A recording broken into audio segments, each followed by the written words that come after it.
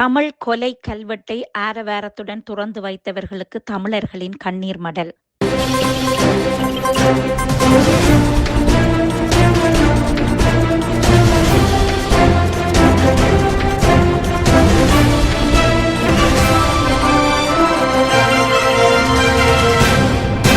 இலங்கையை பொறுத்தவரை காலங்காலமாக உரிமை என்ற சொற்பதத்தை பேசி பேசி தலைமுறைகள் கடந்து போகின்றனவே தவிர அதனை ஏன் பேசுகிறோம், என்னத்துக்கு பேசுகிறோம் என்று யாரும் நினைப்பதில்லை.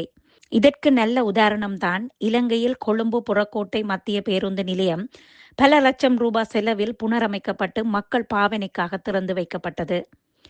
பயணிகள் நலனை கருத்தில் கொண்டு முறையான சுகாதார மற்றும் மலசலக்கூட வசதிகள் அபிவிருத்தி செய்யப்பட்டன.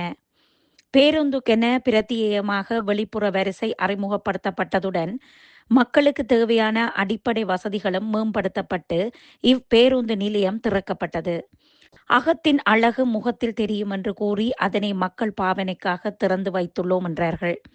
நல்ல திட்டம், நல்ல வரவேற்பு. நாங்களும் சிங்கப்பூர் மாதிரி என்று சொன்னவர்களின் வயிற்றில் புளியை கரைத்து வார்த்தது புறக்கோட்டை மத்திய நிலைய கல்வெட்டு. இந்த அரசாங்கம் ஆட்சிக்கு வந்தவுடன் பெருமளவில் தம்பட்டம் அடித்த விடயம், எங்கள் ஆட்சியில் எந்த திட்டங்கள் நடைமுறைப்படுத்தினாலும் அல்லது எந்த செயல் திட்டங்களை நாம் முன்மொழிந்தாலும் அதற்கு எந்த ஒரு அரசியல் தலைவர்களின் பெயரோ கட்சியின் நாமமோ சூட்ட மாட்டோம், அத்தனையும் அரசுக்கு சொந்தம் என்றார்கள். உண்மைதான். ஆனால் கல்வெட்டில் தமிழை கொலை செய்துவிட்டு திரை நீக்கம் செய்த வரலாற்று தவறை செய்துள்ளீர்கள். இதற்கு யார் பொறுப்பு கூறுவர்? தமிழர்களை ஒரு இனமாக மதிப்பதில்லை. மொழியையும் இரண்டாவது மொழியாக பல இடங்களில் ஏற்பதில்லை. பூர்வீக நிலங்களை தொல்லியல் என்ற மாயத்தோற்றத்தில் கபலீகரம் செய்கிறீர்கள். தோம்புறுதியுள்ள காணியில் முற்றும் துறந்த துறவிக்கு ஒரு ஆலயம். தட்டி கேட்டால் பயங்கரவாதி என்று தொடர்ந்து அடிமைப்படுத்தி வருவதை காலத்தின் கொடுமை என்று கடந்து சென்றால், இலங்கையின் கிளீன் ஸ்ரீலங்கா திட்டத்தில் போக்குவரத்து, நெடுஞ்சாலைகள் மற்றும் நகர அபிவிருத்தி அமைச்சு, பாதுகாப்பு அமைச்சு, கொழும்பு மாநகர சபை உள்ளிட்ட பல நிறுவனங்களின் ஒத்துழைப்புடன் இலங்கை விமானப்படையின் தொழில்நுட்ப மற்றும் மனிதவள பங்களிப்புடன் புறக்கோட்டையில் பல மில்லியன் ரூபாய் பெறுமதியான மத்திய பேருந்து நிலையத்தின் கல்வெட்டில் இடம்பெற்ற தமிழ் கொலைகளை பார்க்கும் பொழுது புரிகிறது. இலங்கையில் அதிகார மொழி எது, ஆட்சி மொழி எது, அந்தரத்தில் ஊசலாடும் மொழி எது என்று புரிகிறது. ஒரு கல்வெட்டை கூட சீராக பார்க்க தெரியாத மொழிகள் பண்பாட்டு அமைச்சர் என்ன செய்கிறார்? கொழும்பு மாநகர சபையில் தமிழர்கள் இல்லையா? அல்லது மாநகர சபையில் தமிழ் மொழி தெரியாத தமிழர்களாயிருக்கிறார்கள் என்ற பல கேள்விகள் சாமானியனுக்கு எழுகிறது.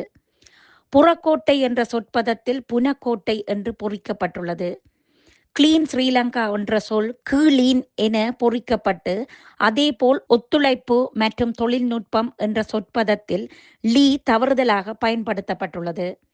இந்த கல்வெட்டு திறக்கப்பட்டு 24 மணித்தியாலங்கள் கடந்துவிட்டன. ஆனால் எந்த ஒரு மாற்றமும் ஏற்படவில்லை. சம்பந்தப்பட்டவர்களிடம் இருந்து மன்னிப்பு கிடைக்கவில்லை. மன்னிப்பு வேண்டாம், கல்வெட்டில் மாற்றங்களை ஏற்படுத்துங்கள். கல்வெட்டில் தான் தமிழை குழி தோண்டி புதைத்து விட்டார்கள் என்றால், பஸ் இலக்கங்கள் பொறிக்கப்பட்ட பெயர் பலகையில் 87ஆம் மார்க்க இலக்கம் சிங்களத்தில் வவுனியா, ஆங்கிலத்தில் வவுனியா, தமிழில் வன்னி என்ற மொழிபெயர்ப்பு இருக்கிறது. வன்னி என்பது மன்னார், வவுனியா மற்றும் முல்லைத்தீவு ஆகிய 3 மாவட்டங்களை கொண்ட ஒரு தேர்தல் தொகுதி. பெருமளவான தமிழர்கள் வாழும் பகுதிக்கு செல்லும் பஸ்ஸின் பெயர் பலகையில் இப்படியான குழப்பங்கள் இருந்தால் சுற்றுலா பயணிகளின் நிலை என்னவாகும்?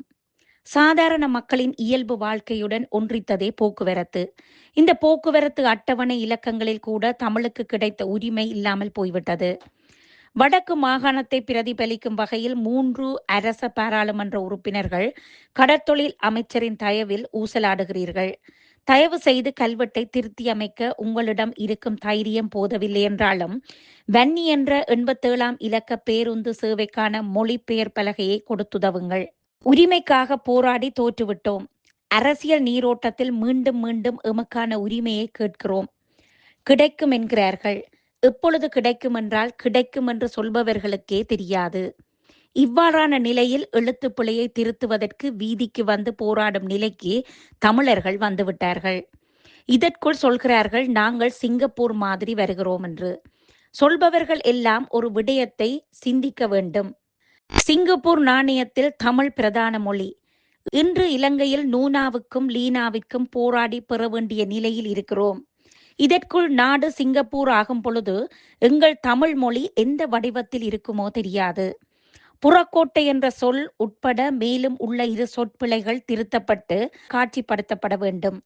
மேற்படி தவறை திருத்தி கிளீன் ஸ்ரீலங்கா செயலகம் மீள்நடுகை செய்ய வேண்டும். கல்வெட்டு என்பது ஒரு வரலாற்று படிவம். ஏற்கனவே தமிழர் வரலாறுகள் திரிவுபடுத்தப்பட்டு விட்டன. இனி தமிழையும் திரிவுபடுத்தி தமிழ் கொலைகளை செய்யாதீர்கள். தமிழ் மொழி அல்ல, எமது அடையாளம்.